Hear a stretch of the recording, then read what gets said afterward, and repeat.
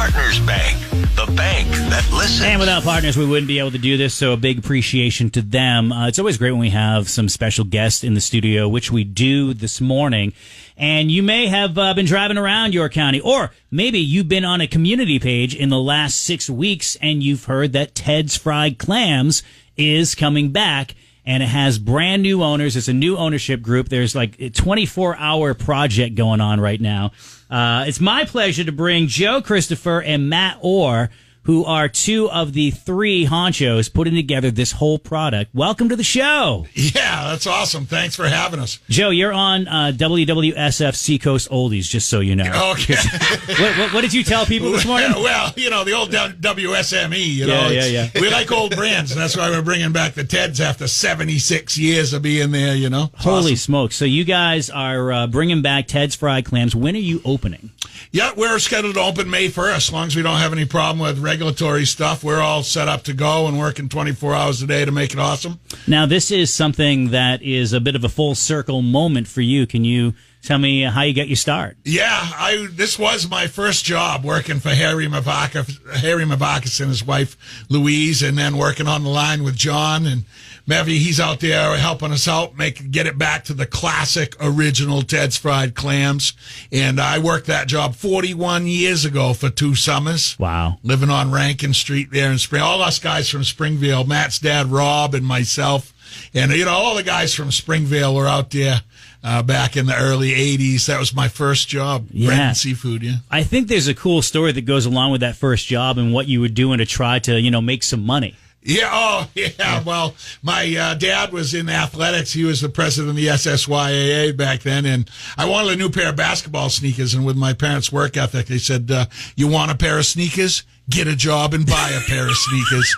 And I stuck my thumb out and hitched, because we could do that back in the 80s, and put in applications and worked at Ted's Fried Clams the next weekend and bought those sneakers the following weekend. Nice. Joe Christopher is my guest this morning, along with Matt Orr. They're two of the guys who are bringing back Ted's Fried Clams. And Matt, you said something, or Joe said something about bringing back some of the old recipes as well and building on the heritage. How did you guys go about getting that information to bring it into Ted's? Yeah, correct. So that's the plan. So we've been working with, like Joe said, with John, and he's been helping us a lot with some of their old practices and how they did things and did it right and what made people keep coming back for so long.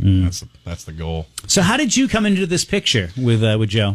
Well, really, it was we started that housing development thing. What was that, 6 months ago now? We got that ball rolling, and then this just kind of came out of left field.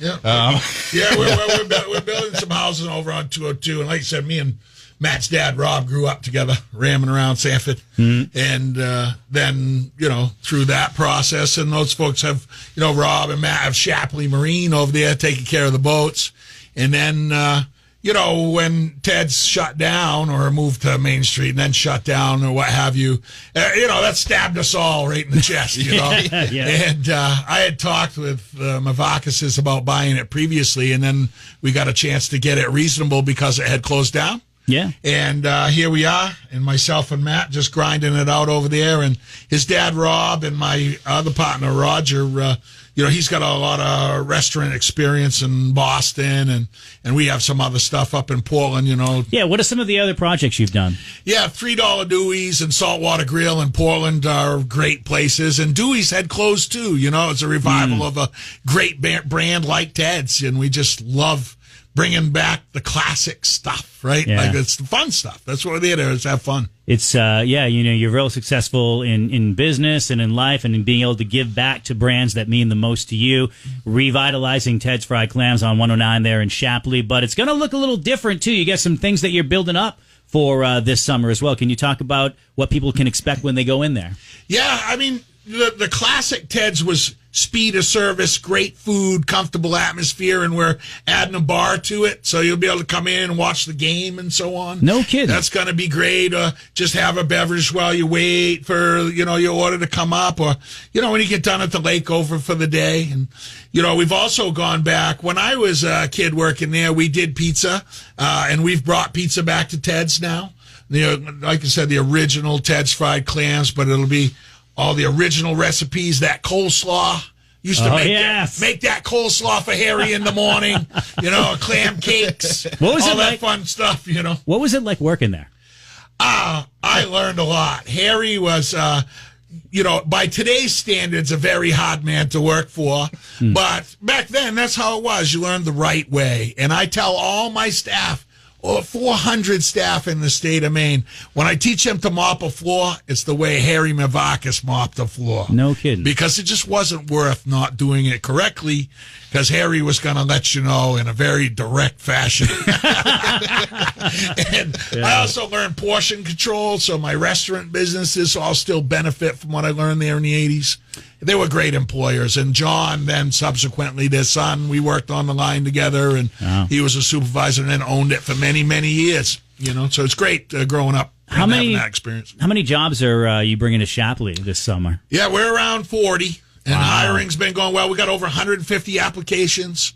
We're building a great team that's excited to be there, to have fun. And the ice cream, Rock House Ice Cream, will be blasting out the Richardson's ice cream there, and they're going to have great Sundays and just a fun crew that we've put together to get it done. And you're working with some local people, too, on the seafood end of things. Yeah. We've been down to Kennebunk with Maine Seafood, and, we get our lobster, Custom House Seafood. I used to own Custom House Wharf and the Porthole there, and so we're getting our live lobster right off the wharf there, and we're also going to sell live lobster, fish, clams, oysters, mussels. So if I want to do something, I can take it to the camp. You can take it to camp. We're going to do Down East Feast. We'll do a lobster clam bake out to that stuff. You can either pick it up live and steam it when you get back to the house, or you can get it from a steamed right there and just take it back and serve it. So however you want to do it, That's awesome. All Fun right. stuff out at the lakes all summer, and Well, that is cool, because you guys are going to get a head start on that one. It's going to start, I believe, before Memorial Day. Matt, when are you guys gunning to open?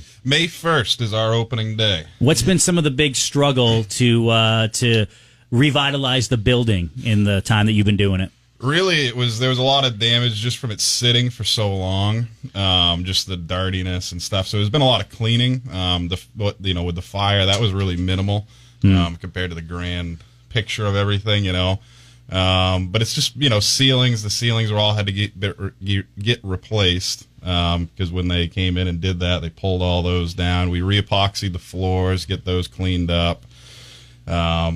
Just really trying to touch it up where we can, and update, do some new heat pumps in the dining room and the ice cream, so then the customers are nice and cool efficiently. Anybody that's in the ice cream room, when they're standing there taking orders, they'll have a heat pump on them so they can stay nice and cool during the summer. That's awesome, man. Cleaning and cleaning and cleaning, more cleaning. Yeah, we're still waiting for our building permit on the bar, which we'll get in when that's done. But we just clean and update, Yeah. So Joe, Christopher, and Matt Orr are my guests this morning. They're revitalizing Ted's Fried Clams, opening on May the 1st in Shapley, bringing back a lot of the old recipes.